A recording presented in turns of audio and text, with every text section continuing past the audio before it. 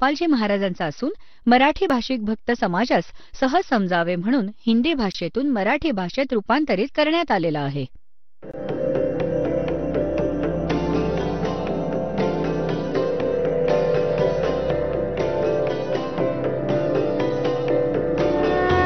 और ज्ञान सब ज्ञान डी कबीर ज्ञान सो ज्ञान और जैसे घोड़ा तोब का करता चले मैदान.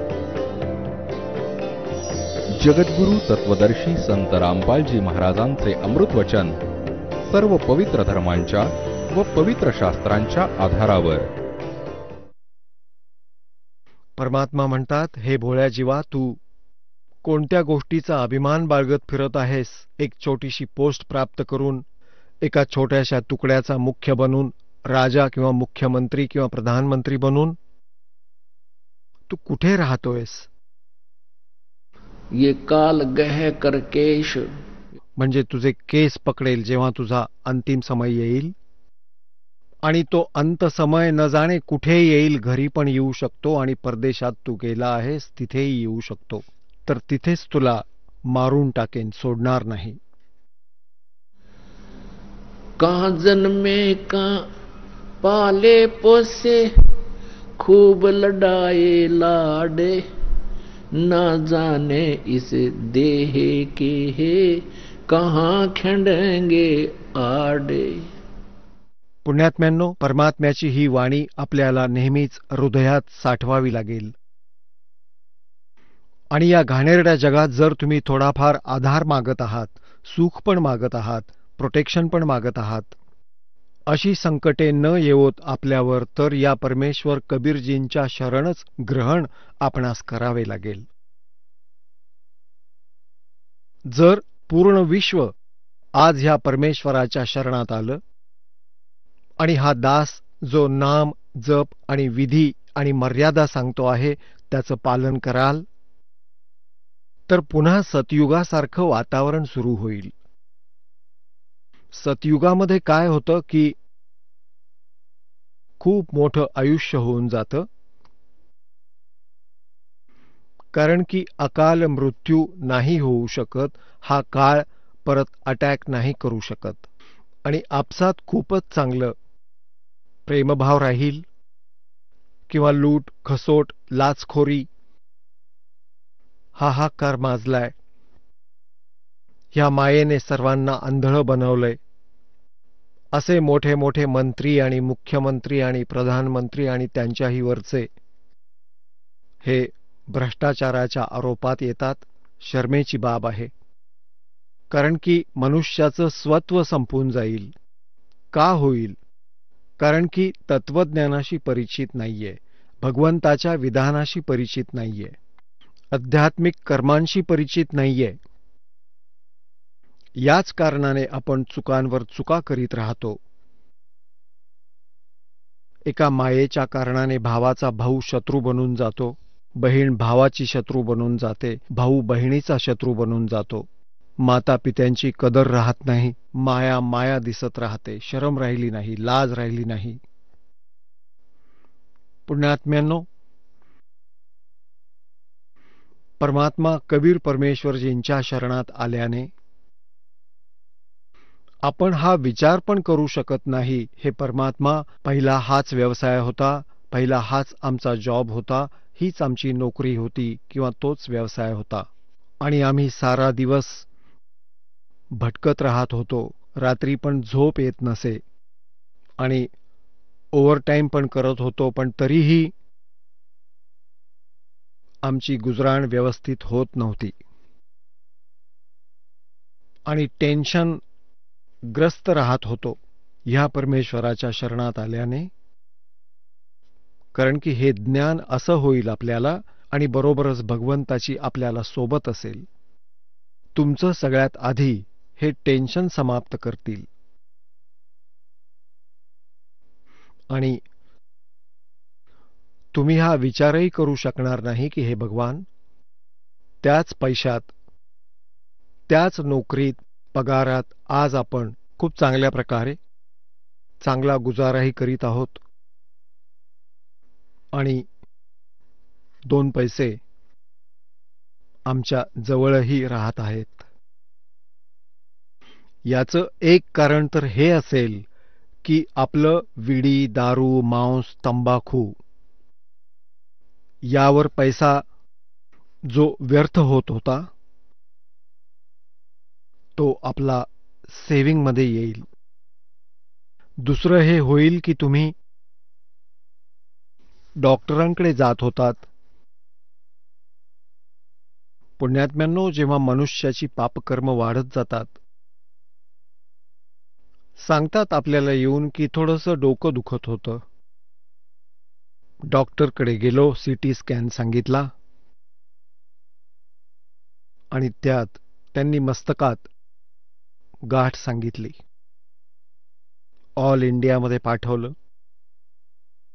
लाखो रुपये लागले, डोक्याचं ऑपरेशन झालं आणि काही दिवसांनी जी ती स्थिती होती ती पुन्हा झाली. एक गाठ काढली, पण अजूनही गाठी होऊ शकतात. काय फायनल झालं काम यामध्ये? तर सांगायचा अर्थ असा की जेव्हा या परमेश्वराच्या शरणात तुम्ही याल, तेच आजार, तेच रोग जे लाखो रुपयात ठीक होत नव्हते, तुमच्या 10, 20, 50 रुपयांच्या औषधांमध्ये बरं व्हायला सुरुवात होईल. बहाणे करतात परमात्मा. थोडीफार औषधं पण घ्यावीत आणि परमात्म्याची बरोबर भक्ती पण करावी. मग पहा कसं होतंय. तर पुण्यात्म्यांनो,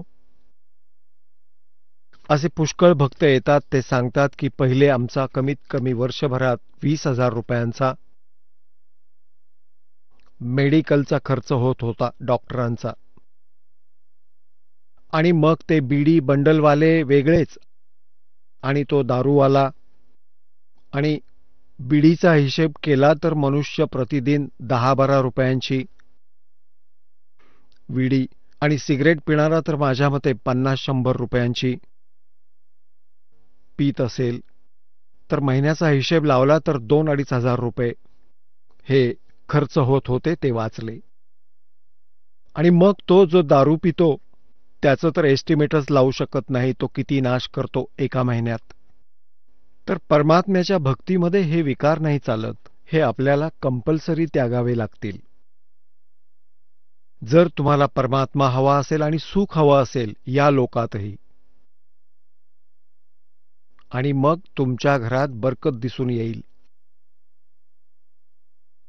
कारण की आपण परमात्म्याच्या महिम्याशी परिचित नाही आहोत. आम्ही नियत खराब केली. आपल्याला जास्त समजूतदार मानून आणि अधिक क्लेव्हर समजून परमात्मा प्राप्त नाही करू शकत. उपदेश घेतल्यानंतरही आपण आपली चतुरता नाही त्यागत. आपल्या विचारांनीच आपण, आपल्या समजुतींनी भगवंतांच्या विधानाला रिजेक्ट करत राहतो, तर परमात्मा सहन करणार नाही. परमात्म्याचं नाम उपदेश घेतल्यानंतर आपल्या शंका कुशंका सर्व समाप्त झाल्या पाहिजेत. ब्लाइंड फेथ करावा लागतो प्रभूवर.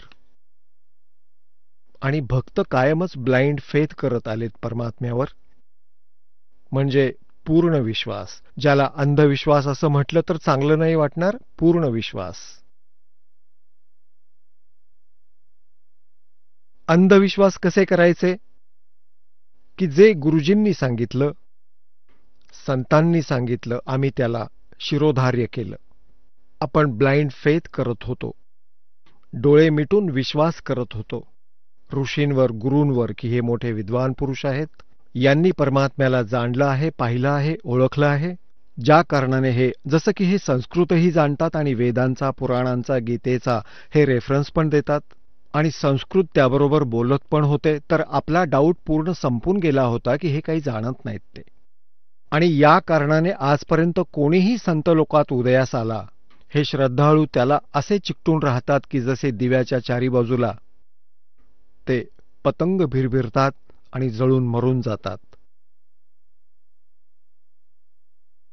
तर याच प्रकारे या नकली गुरूंकडे जे प्राणी जातात आणि त्यायोगे आपलं जीवन नष्ट करून टाकतात, जसं दिव्याजवळ पतंग जाऊन नष्ट होऊन जातात. त्यांचा स्वभाव आहे, अशा श्रद्धाळूंचा स्वभाव आहे की ते गुरु आणि संतांवर पूर्ण विश्वास ठेवतात. आणि त्या स्वभावाचा दुरुपयोग करून घेतला ह्या नकली गुरु, ऋषी आणि मंडलेश्वरांनी. पूर्ण समाजाला परमेश्वरापासून कोसो दूर केलं. परमेश्वर आले होते कबीरजी, त्यांनी हे ज्ञान दिलं होतं, जो हे दास आज आपल्याला प्रत्यक्ष देत आहे आणि सोबत प्रमाण पण दाखवतो आहे आपल्याच पवित्र सद्ग्रंथांमधून. जसं कालच्या रात्री आपण परमेश्वराच्या साकार आणि निराकार रूपाबाबत जी वचनं ऐकली होती, त्याच्या बरोबरीनेच आपण सद्ग्रंथांना आपण स्वतः प्रोजेक्टरच्या माध्यमातून पाहिलं. तर आता काय म्हणायचं त्या संतांना, त्या ऋषींना? काय ते विद्वान होते? नाही, ते आंधळे होते. त्यांना मोतीबिंदू झाला होता. मोतीबिंदू ज्यांच्या डोळ्यात होतो, त्यांचे डोळे पूर्ण रूपात स्वस्थ दिसतात, पण त्याला दिसत मात्र काही नाही, तो पूर्ण आंधळा असतो. याच प्रकारे हे संस्कृत जाणणारे महाविद्वान, महामहर्षी, मंडलेश्वर, गुरु, ब्राह्मण, पंडित म्हणवत होते. यांना आपल्या सद्ग्रंथांचं कखचं सुद्धा ज्ञान नव्हतं.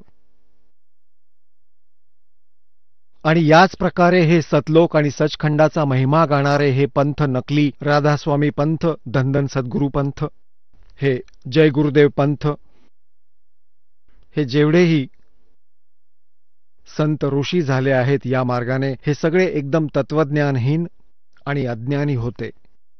करोडो श्रद्धाळूंना यांनी मिसगाईड केलं आणि असं केलं की आता ते ऐकायलाही तयार नाही आहेत, कारण की त्यांना ते महर्षी, परमसंत, परमधनी मानत असत.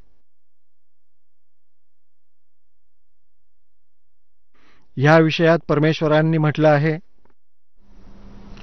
मोती मुक्ता दर्शत नाही, ये जग है सब अंदरे, दिखत के तो नैन चश्म इनके, फेरा मोतिया बंदरे,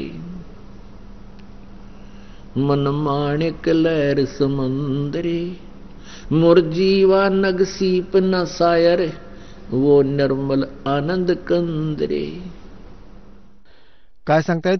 कि मोती मुक्ता दर्शत नाही, ये जग है सब अंदरे, और दिखत के तो नैन चश्म इनका, फेरा मोतिया बंदरे. आता हे यांना मोक्ष मार्ग, पूर्ण मोक्ष मार्गाचं ज्ञान नव्हतं, तत्वज्ञान नव्हतं, आपल्या सद्ग्रंथांशीही ते परिचित नव्हते. तर यांना तो मोक्षरूपी मोती दिसत नव्हता, ते अंध होते. और दिखत के तो नैन चश्म, डोळा तर जसाच्या तसा दिसतोय, परंतु फेरा मोतिया बंदरे. हे विद्वान दिसत होते, कारण हे संस्कृत बोलायचे आणि आपले पूर्वज हे अशिक्षित होते.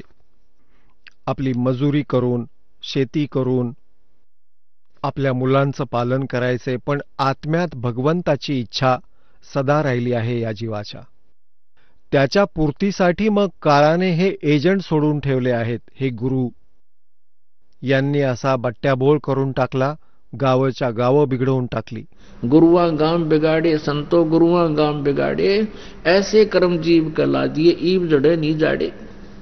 तर पुण्यात्म्यांनो, आपलं सौभाग्य आहे की आपल्याला ह्या प्राईम टाइम मध्ये मनुष्य जीवन प्राप्त आहे. आणि ह्या भक्ती युगात, भक्ती काळात आपल्याला मनुष्य शरीर प्राप्त आहे आणि त्याचबरोबर हा यथार्थ भक्ती मार्ग मिळाला. धन्य आहेत आपले माता पिता, ज्यांच्यापासून जन्म मिळाला. परमात्मा म्हणतात, या तो माता भगत जने, या दाता या सूर, और ना तरह ले बांझड़ी, क्यों व्यर्थ गंवावे नूर. परमेश्वर म्हणतात की एकतर मातेने भक्ताला जन्म द्यावा, वा दानवीर हो, दानी, दाता, आणि किंवा शूरवीर असो. अन्यथा असं म्हणतात की कुणी वेगळेच भणंग जन्माला येतील, जे भक्तीपासून दूर आहेत. सारा दिवस दुनियेला लुटतात, चांगलं वाईट सांगत राहतात, कोणाच्या नाकात दम आणतात. म्हणतात यापेक्षा चांगलं तर वांज रहा, जे आपलं तेज पण नष्ट करील.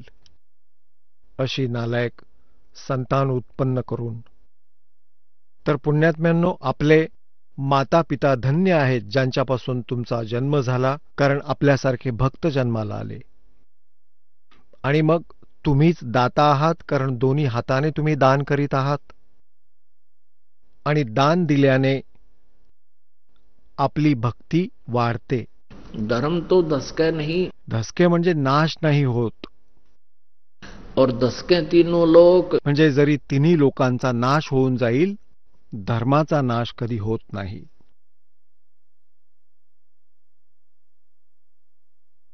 आता जसं पुण्यात्म्यांनो, शूरवीर पण भक्तच असतो. भले तो वर्तमानात भक्ती करत नसेल, त्याचे मागचे संस्कार शूरवीराचे भक्ताचेच असतात.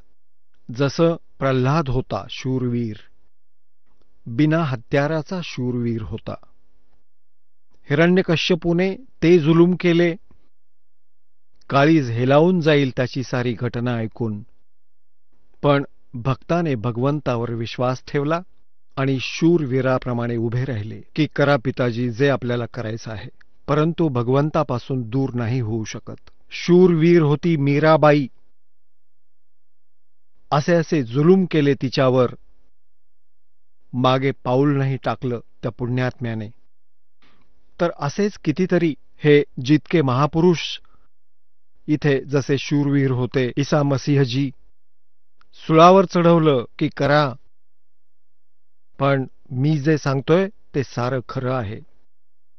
त्या दुष्ट लोकांनी आपल्या रोजीरोटीला सांभाळण्यासाठी संसाराला, समाजाला त्या महापुरुषापासून दूर केलं आणि शेवटी त्याला मृत्यूच्या दाढेत ढकललं.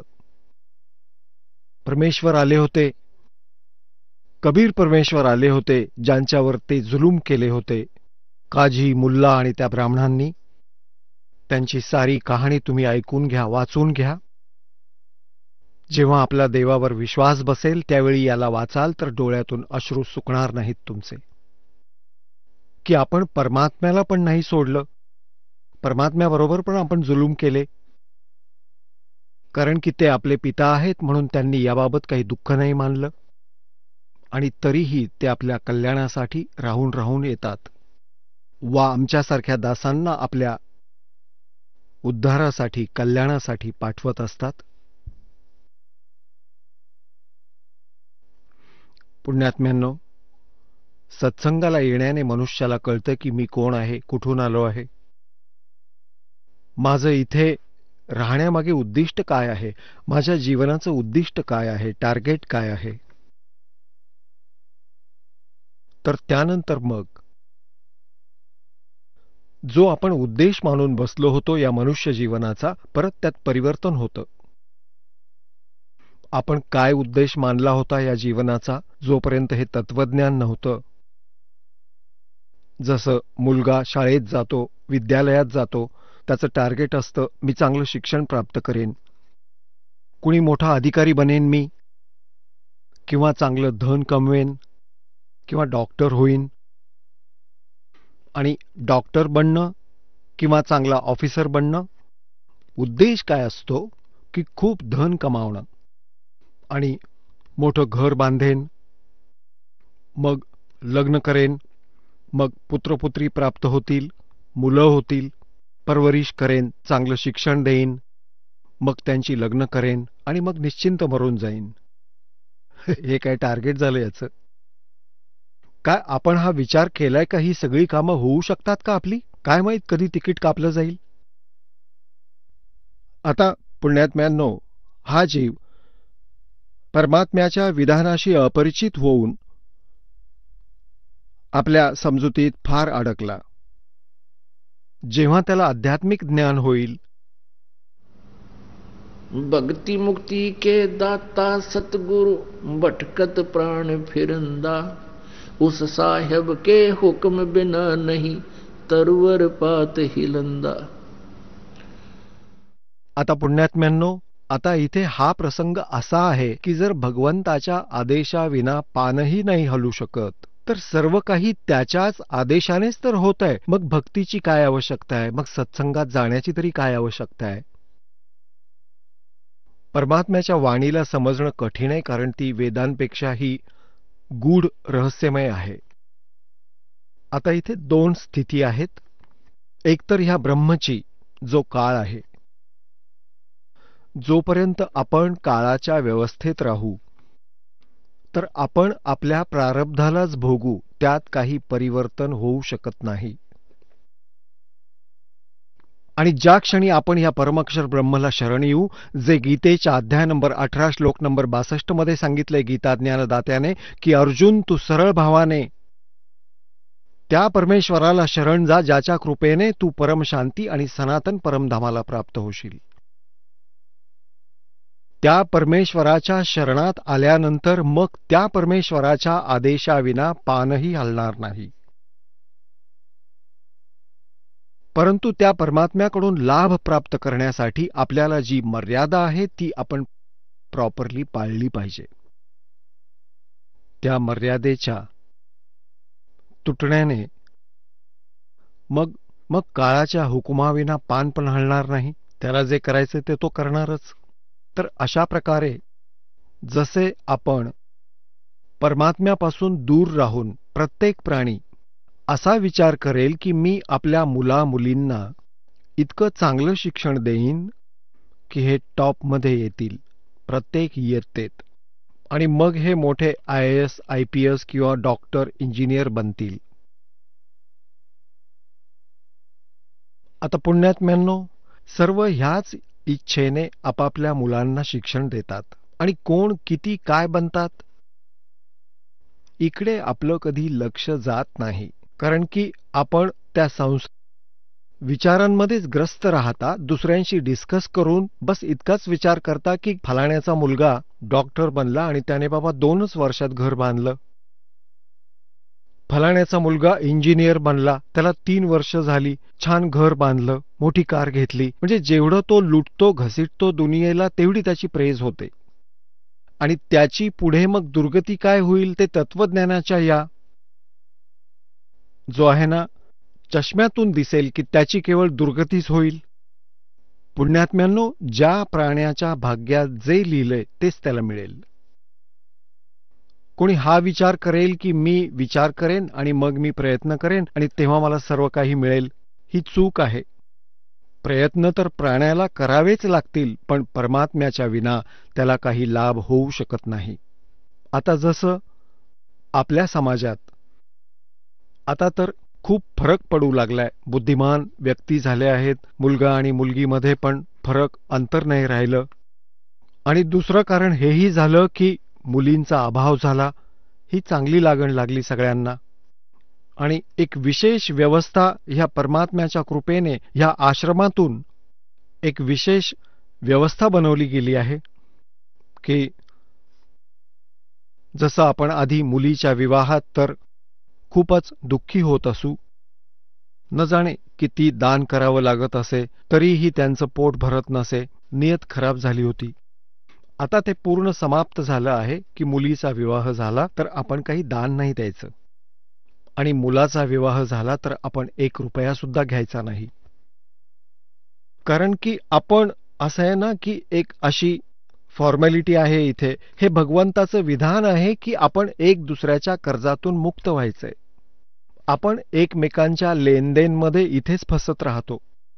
जसं आज कुणी कोणाबरोबर धोका दगा करून कोणी 20-30 लाख रुपये, 50 लाख रुपये, 10 लाख रुपये, 2 लाख रुपये कोणी घेऊन टाकतो, त्याचे हडप करतो, तर पुढच्या जन्मी त्याला द्यावे लागतील आणि जावई बनवून घेईल.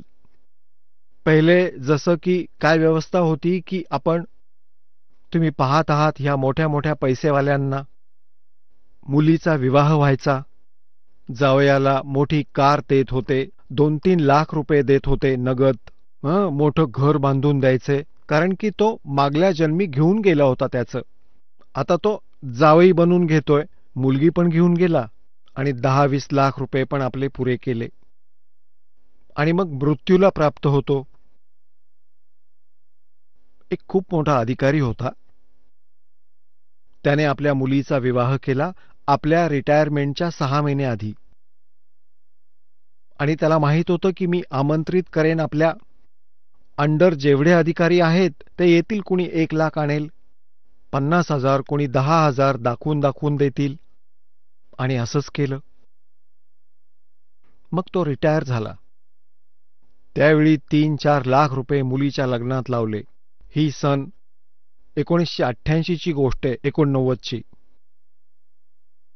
त्यावेळचे 3-4 लाख तर आताचे 30-40 लाख समजा.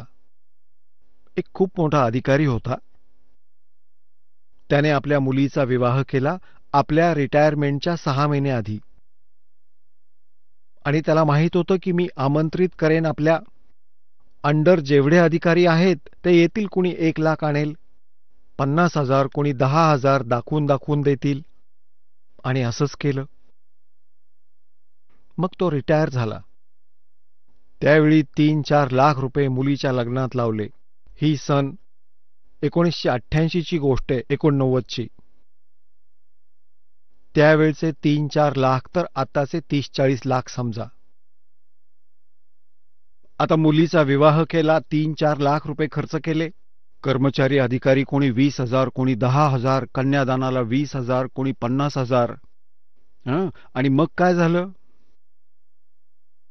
त्या विवाहाच्या 6 महिन्यांनंतर तिला घटस्फोट दिला तिच्या पतीने.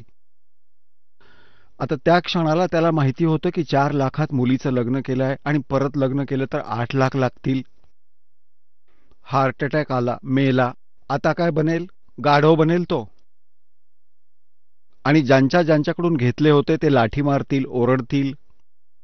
परमात्म्याच्या विधानाशी जेव्हा आपला परिचय होईल तेव्हा विष दिसेल हे कोणाकडून पैसे घेणं. तर पुण्यात्म्यांनो, ह्या प्रकारे ही स्थिती बदलेल. तर आधी जी व्यवस्था होती त्यामध्ये कुठलीही मुलगी तिचा जन्म नकोसा वाटायचा. विवाह होताच हा विचार करायचे की भगवान संतान होऊ दे, पुत्र होऊ दे. आता त्याला पुत्र हवा होता, पण पुत्रीचा जन्म झाला. मग दुसऱ्या वेळेस पाहिलं, हे भगवान आता तरी दया कर, परमात्मा पुत्र होऊ दे. तरीही मुलगीच झाली. आता तिसऱ्या वेळेला जेव्हा पत्नी गर्भवती राहिली तेव्हा परिवाराला हीच आशा होती की भगवान पुत्र होऊ दे. तेव्हा पण पुत्रीच झाली. आणि चौथी ही मुलगीच झाली आणि 5वी पण पुत्रीच झाली. आता मनुष्याला काय हवं होतं? काय मनुष्याने केलं होतं? तेच झालं जे त्याच्या कपाळावर आधीपासून लिहिलेलं होतं. तर इथे जर कोणी असा विचार करेल तर ह्याला म्हणतात, उस साहेब के हुक्म बिना नी तरवर पाथ हिलंदा. तर पुण्यात्म्यांनो, जेव्हा आपण ह्या आध्यात्मिक ज्ञानाशी परिचित होऊ तेव्हा आपला 90% मूर्खपणा निघून जाईल.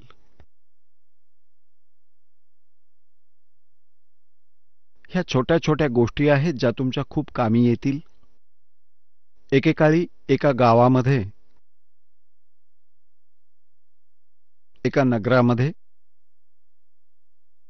एक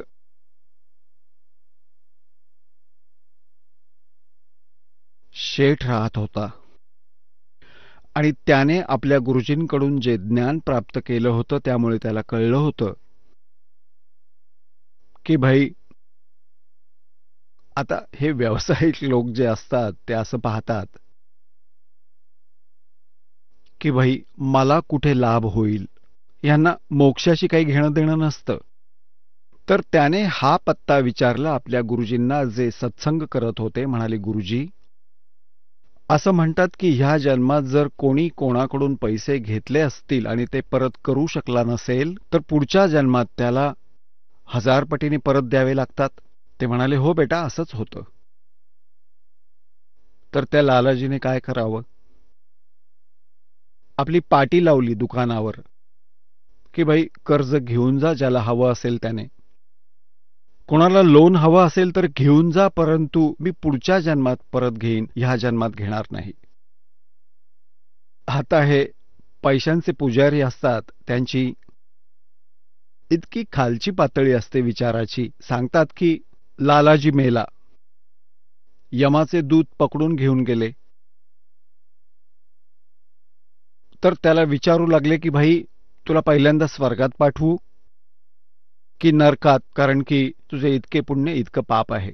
तो म्हणाला, दोघांच्या मध्ये बसवा, म्हणजे इकडचे पण येतील आणि नरकातले पण येतील, दोघांच्या मध्ये बसवा मला म्हणे. म्हणजे तिथे पण त्याने आपल्या बिझनेस पॉइंट ऑफ व्ह्यूने विचार केला. तर ह्याच दृष्टिकोनातून त्या लालाजीने आपल्या फाटकावर ही पाटी लावली होती की भाई ह्या जन्मात जर कोणी लोन घेतलं तर पुढच्या जन्मात त्याच्याकडून घेईन मी. 2 ठग होते, त्यांनी ती पाटी वाचली. ते निघाले होते चोरीबिरी करायला, त्यांनी ती पाटी वाचली. दोघे म्हणाले किती मूर्ख, आम्ही तर पहिल्यांदा पाहिले, मेंटल तर नाहीये. आता त्याच्याशी बोलणं केलं की भाई लालाजी आम्हाला 200 रुपये कर्ज दे. तर तो म्हणाला घ्या ना भाई. ते तर पक्के ठग होते. ते म्हणाले की भाई आम्ही तर लवकरच परत देऊ, आम्ही व्यवहाराचे पक्के आहोत. तो म्हणू लागला नाही भाई, मी तर पुढच्या जन्मातच घेईन. तर त्यांनी परत आग्रह केला की आम्ही 6 महिन्याच्या आतच व्याजासकट पैसे परत करतो. तर तो म्हणाला हे व्याज घेईन पण पुढच्या जन्मातच घेईन, नाहीतर जा तुम्ही. तर त्यांनी विचार केला की ठीक आहे भाई, पुढच्या जन्मात घे. त्यांना फसवायचं होतंच त्याला. तर त्या दोघांनी आपले 200 रुपये किंवा कितीही 100 500 जे काही घेतले असतील आणि घातले गाठोड्यात आणि चालू लागले. पुढे ते चालत जात होते. एका गावाच्या बाहेर एका तेल्याचं घर होतं. पहिले तेली असायचे, बैल वापरायचे, तेलाचा घाणा चालवायचे आणि त्याच्यात मोहरी टाकायचे, त्यातून तेल बनवायचे. त्या तेल्याच्या अंगणात घाणा लागला होता.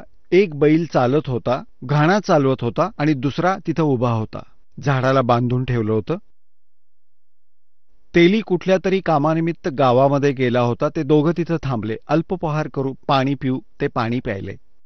तर दोन्ही बैल आपसात बोलू लागले, बातचीत करू लागले.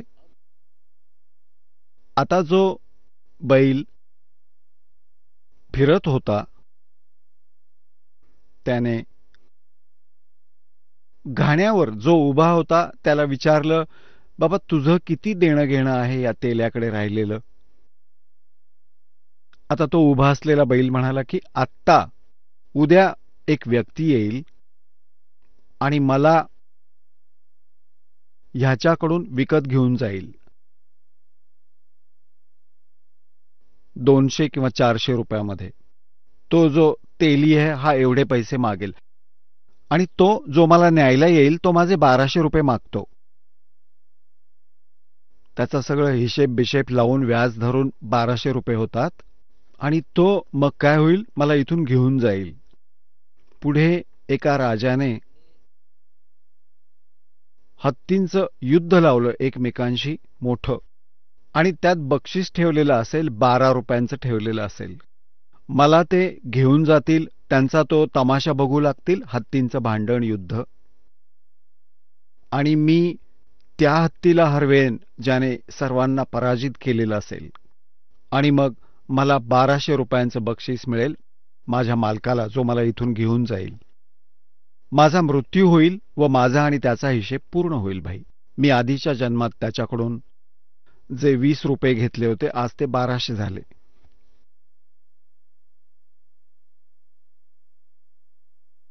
मग त्याने परत विचारलं की भाई जो गाणा फिरवत होता त्याला विचारलं की भाई तुझा काय हिशोब आहे, तुझा आणि तेलीचा. तो म्हणाला की आता माझा आणि ह्याचा हिशेब पूर्ण होणार आहे आणि मी 1-2 तासात मरणार आहे. तेवढ्यात तो तेली आला आणि त्यांचं काळीज हेलावलं. ते म्हणाले की अरे कमाल झाली, ते बैल बोलतायत आणि बैल बोलतायत ते खरंच होईल. हे तर वेगळंच आहे, देवच त्यांच्या तोंडातून बोलत आहे. मग त्यांनी विचार केला की आज इथेच थांबावं लागेल आणि उद्या पाहू की हा कधी मरतोय आणि त्याला घ्यायला ग्राहक कधी येतोय. तेली आला. त्यांना विचारलं की भाई तुम्ही कोण आहात, कुठून आला आहात. ते म्हणाले आम्ही असेच या रस्त्याने जात होतो, पाणी प्यायला थांबलो. आणि तेली म्हणाले की ठीक आहे, आता उशीर झालाय, संध्याकाळ झालीय, तुम्ही इथेच थांबा, सकाळी निघालात तर छान होईल. त्यांना तर थांबायचंच होतं. 2 तासांनी तो बैल जो चालत होता त्याचा मृत्यू झाला, जो घाणा फिरवत होता. आता त्या दोघांचं काळीज धडधडायला लागलं की अरे हे तर खरं ठरलं. तिकडून दुसऱ्या दिवशी सकाळी एक व्यक्ती आली आणि त्या तेल्याला म्हणू लागली की भाई, मला कोणाकडे बैल असेल तर सांग किंवा तुझ्याकडे असेल तर मला दे.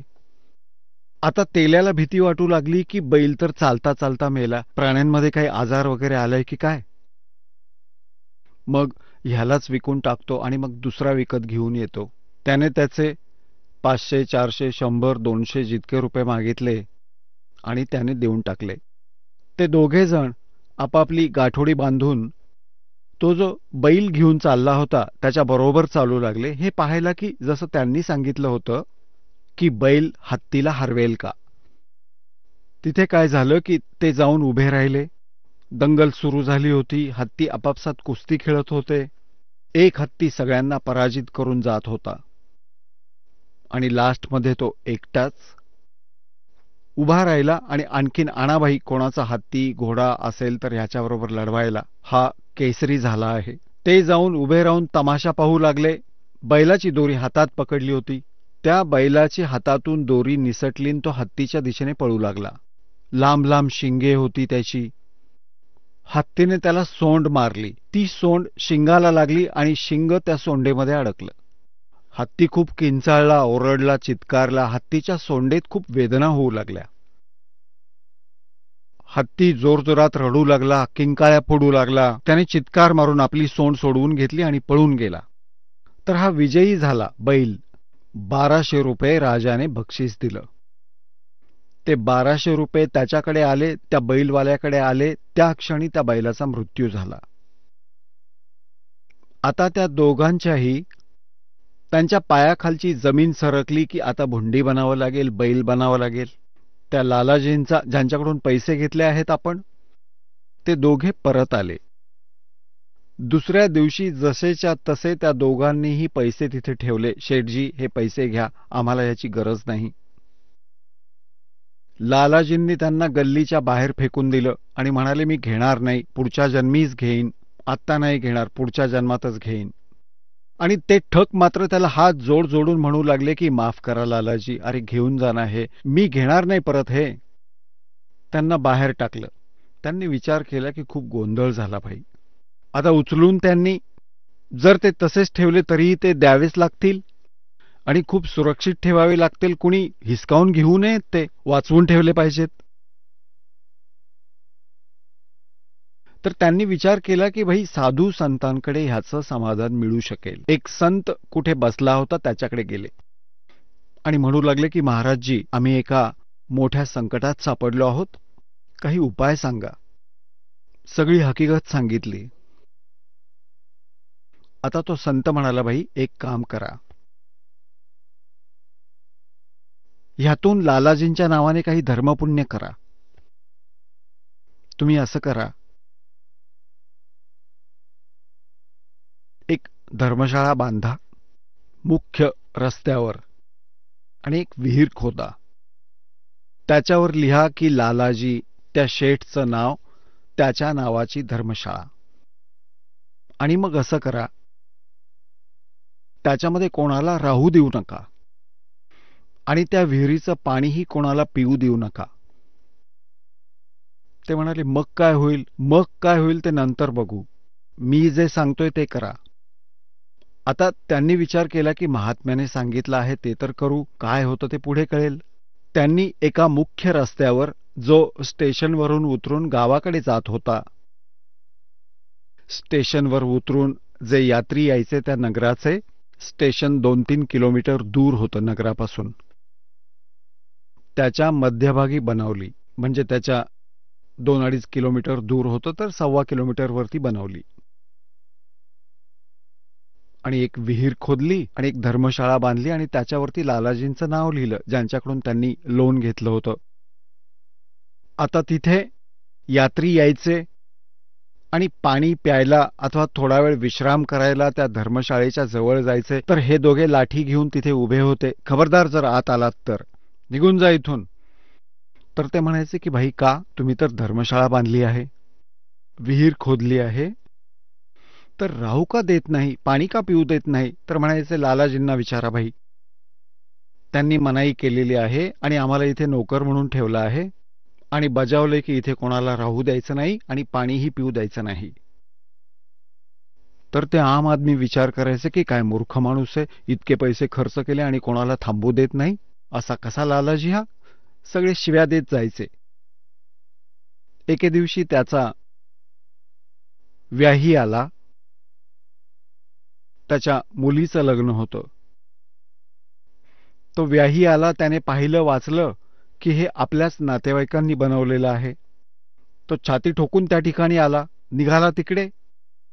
हे दोघे लाठी घेऊन उभे होते. खबरदार जर इथे आलात तर. तो म्हणाला, अरे काय झालं भाई, मी यांचा नातेवाईक आहे. ते म्हणाले, बाहेर निघ, तू कोणाचाही नातेवाईक असू दे. ह्याने असं सांगून ठेवलंय या शेठने की या धर्मशाळेत कुणीही राहायचं नाही आणि या विहिरीतलं कुणी पाणीही प्यायचं नाही. आमची ड्युटी लावली आहे इथे. तो म्हणू लागला, अरे हा तर खूप नालायक माणूस आहे, मी तर ह्याला खूप चांगला माणूस समजत होतो ह्या नातेवाईकाला, पण हा तर दुष्ट माणूस निघाला. बोला, पाणपोई बांधली, विहीर बांधली, धर्मशाळा बांधली, पण कोणाला थांबू देत नाही. तो आला, मग त्याच्या नातेवाईकाकडे यायचंच होतं त्याला.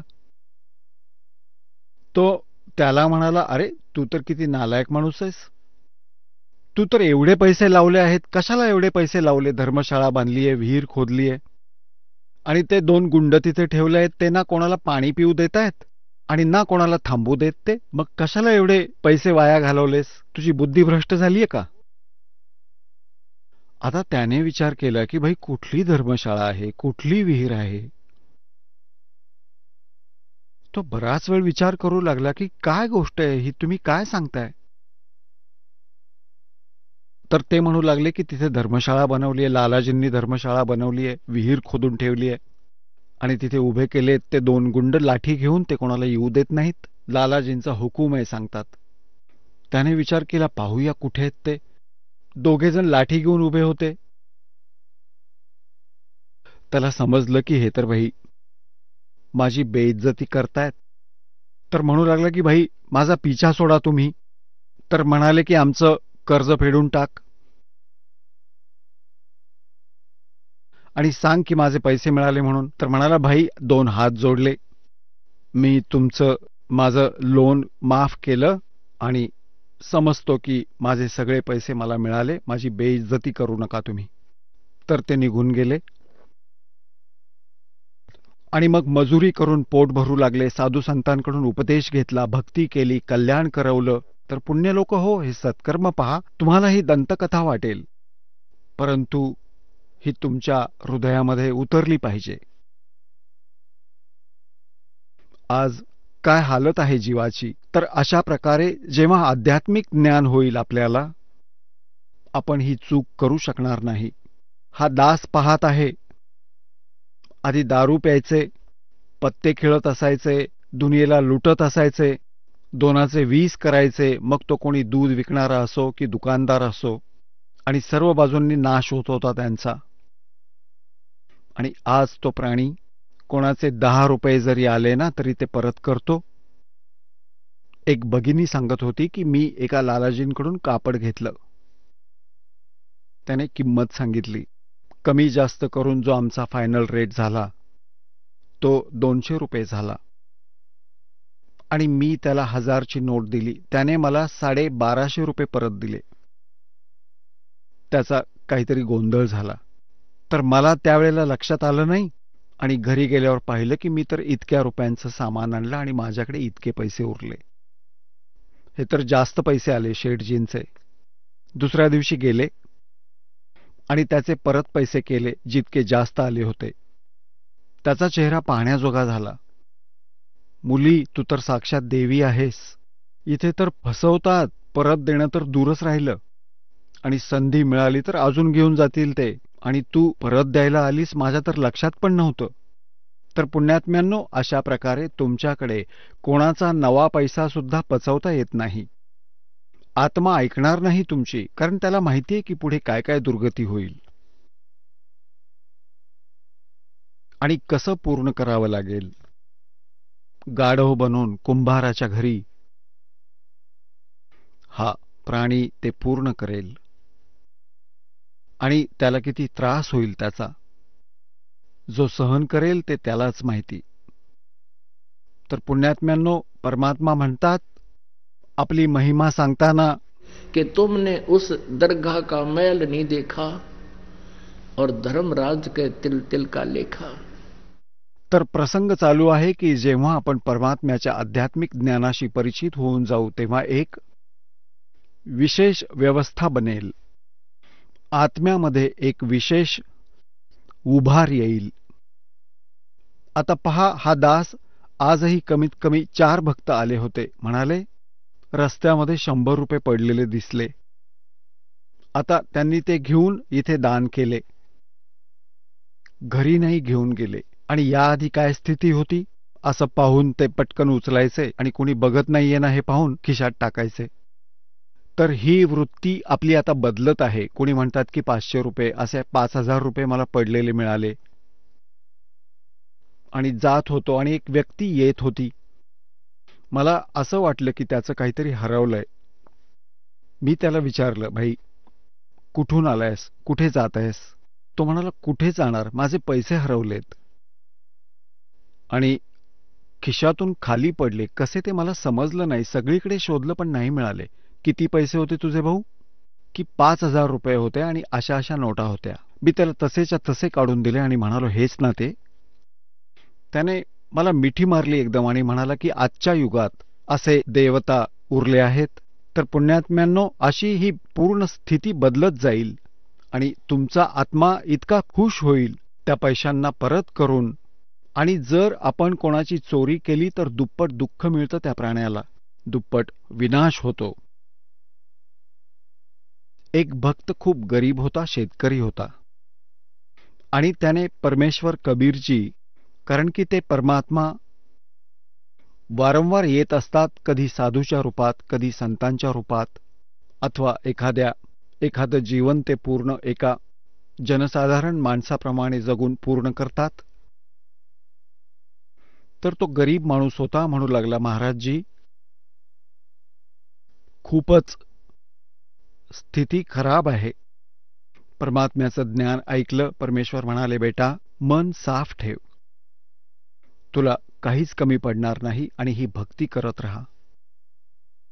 जितकं तुला हवं आहे तेवढं भगवान तुला देईल. आता काय झालं की त्याच्याकडे एक बैल होता, त्यावर तो अवलंबून होता. एक चोर होता. त्या चोराने काय विचार केला, तो चोरी करायला निघाला होता आणि त्याने पाहिलं की एक गरीब व्यक्ती उन्हाळ्याच्या दिवसात झोपला आहे आणि त्याचा एक बैल बांधलेला आहे. त्या एका बैलाला चोरून घेऊन गेला तो. आता चोर कसा असतो, 100 रुपयाचा बैल असेल, ही त्या काळातली जुनी गोष्ट आहे. कुठल्याही काळातलं एक लालच आणि एक उदाहरण सत्य आहे. आणि त्याने तो अवघ्या 10 रुपयाला विकला की कुणी पकडू नये ह्या भीतीने, की 20 रुपयाला. आणि विकून फुकून खाऊन पिऊन फुर, तो तर तसाच झाला.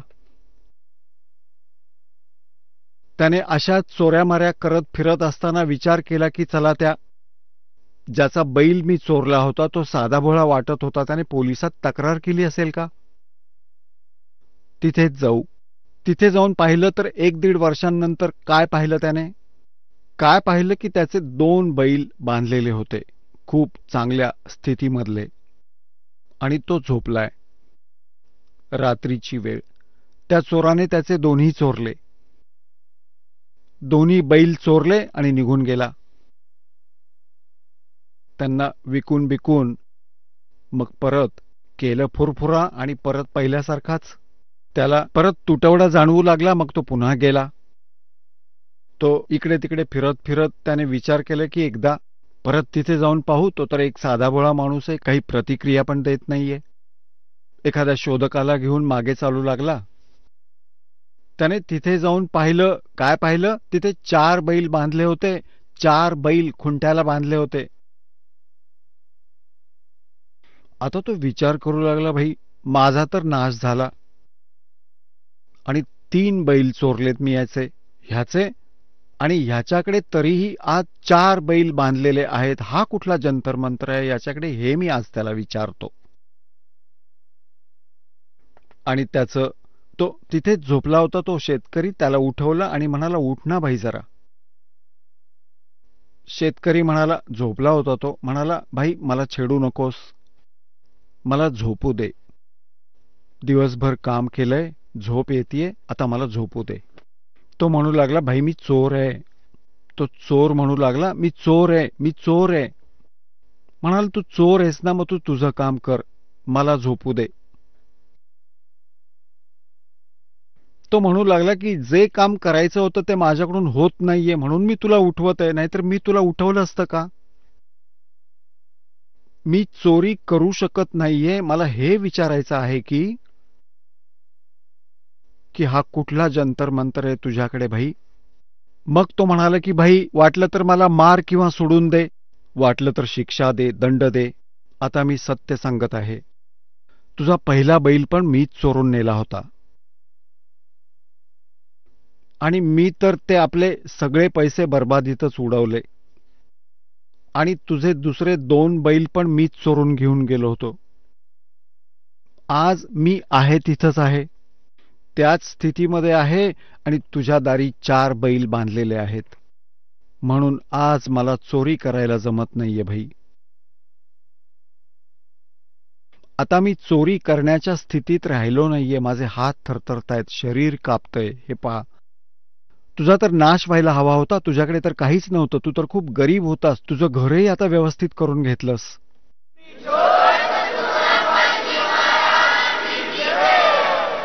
चला आता आपण त्या श्रद्धाळूंचे अनुभव जाणून घेऊयात, ज्यांनी जगद्गुरू तत्वदर्शी संत रामपालजी महाराजांकडून दीक्षा प्राप्त केलेली आहे, तसेच त्यांच्याद्वारा सांगितलेल्या भक्ती मार्गावर चालत आहेत.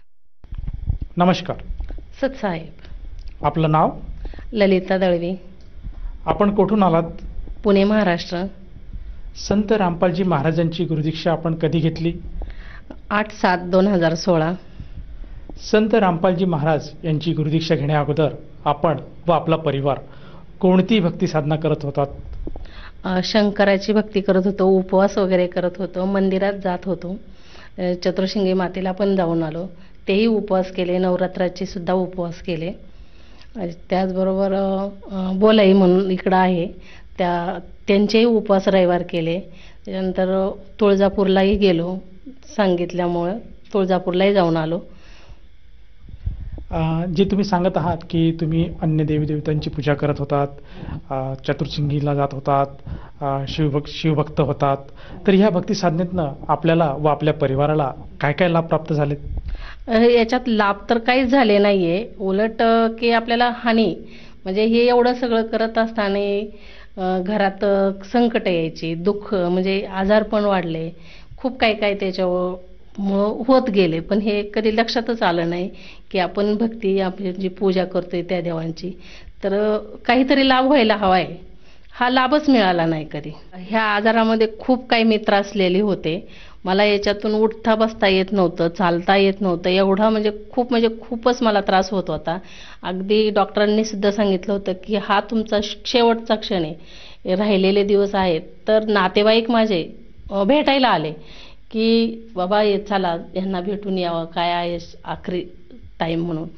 तर माझी बहीण, दाजी, वहिनी, भाऊ, माझी मुलगी, जावई, तिचे सासू सासरे, ॲटलीस्ट जी माझी दुसरी बहीण आहे त्यांची सून, मुलगा, हे सगळे येऊन भेटून गेले की असं का बाबा एवढा त्रास कसा काय होतो, आणि ह्या त्रासातून इतकं कंटाळून एवढं सगळं करून सुद्धा एवढा त्रास होत होता की आज संपलं, आपलं आयुष्य संपलं, एवढं इथपर्यंत खूप त्रास झाला होता. जसं की तुम्ही सांगत आहात की तुम्हाला जो त्रास होत होता तो असह्य होता आणि तो त्रास तुम्ही सहन करत होतात, आणि अशी एक परिस्थिती आली होती की तुम्ही शेवटची घटिका मोजत होतात. तर तुम्ही संत रामपालजी महाराजांच्या शरणात कसे केलात? तर हे सगळे भेटायला आल्यामुळं मुलगा माझा महेंद्र, तो सुद्धा भेटायला आला मला, आणि खूप कंटाळल्यामुळे तो मला म्हटला सत्संग ऐकायला येतेस का? तर म्हणलं ठीक आहे. अशी मेले तशी मेले, शेवटची इच्छा म्हणून मी सत्संग ऐकायला येते. तर हे शेवट समजून मी हे सत्संग ऐकायला गेले.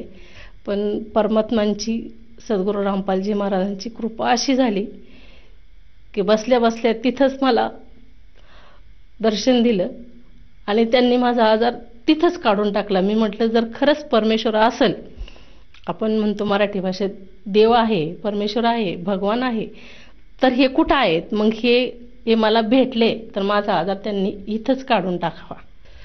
तर त्यांनी असं काढलं माझ्या मणक्यातला आजार त्यांनी, की जसं कुठं आपला एखादा धागा किंवा काय असं गुंतलेलं असतंय, आपण असं त्यांनी माझा आजार मुळापासून काढून फेकून दिला.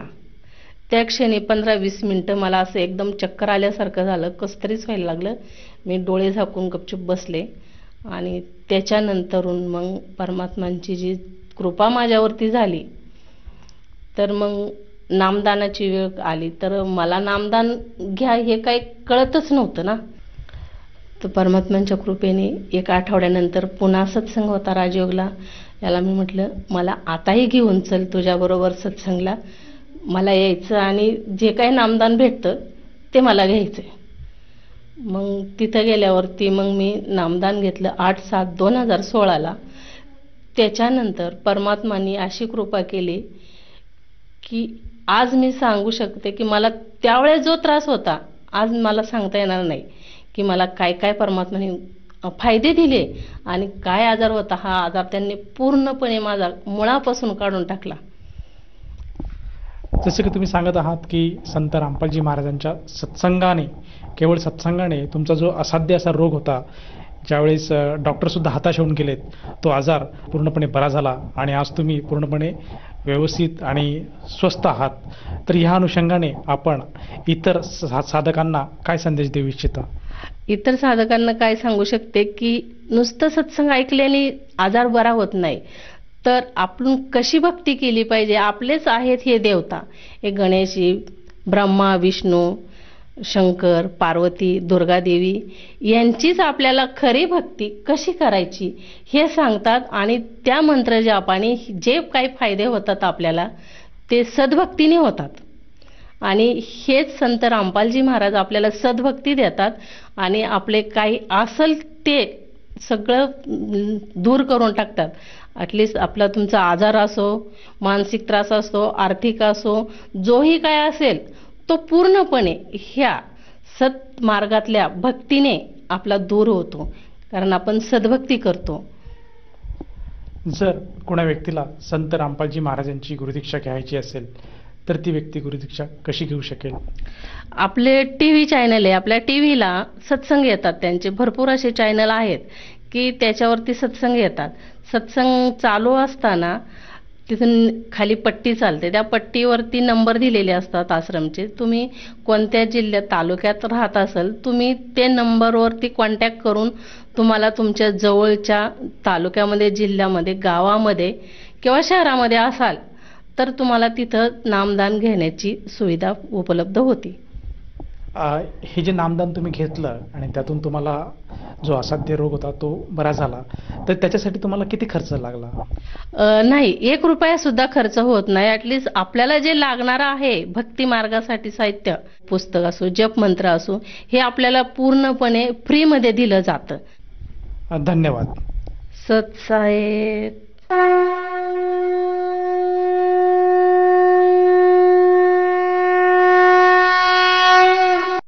आपण ऐकत होता जगद्गुरु तत्वदर्शी संत रामपालजी महाराजांचे मंगल प्रवचन. निःशुल्क नामदीक्षा प्राप्त करण्यासाठी आणि अधिक माहितीसाठी संपर्क करा 7030303951 7030303952.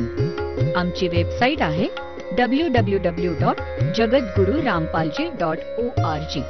सर्व पवित्र धर्मांच्या व पवित्र शास्त्रांवर आधारित प्रमाणित अनमोल पुस्तक ज्ञानगंगा किंवा जगण्याचा मार्ग यापैकी कोणतेही एक पुस्तक निःशुल्क मागवण्यासाठी आम्हाला आपले पूर्ण नाव, पूर्ण पत्ता, पिनकोड सहित आणि फोन नंबर लिहून 7030303951 7030303952 नंबरवर SMS करू शकता किंवा आम्हाला 7030303950 नंबरवर व्हॉट्सअप देखील करू शकता.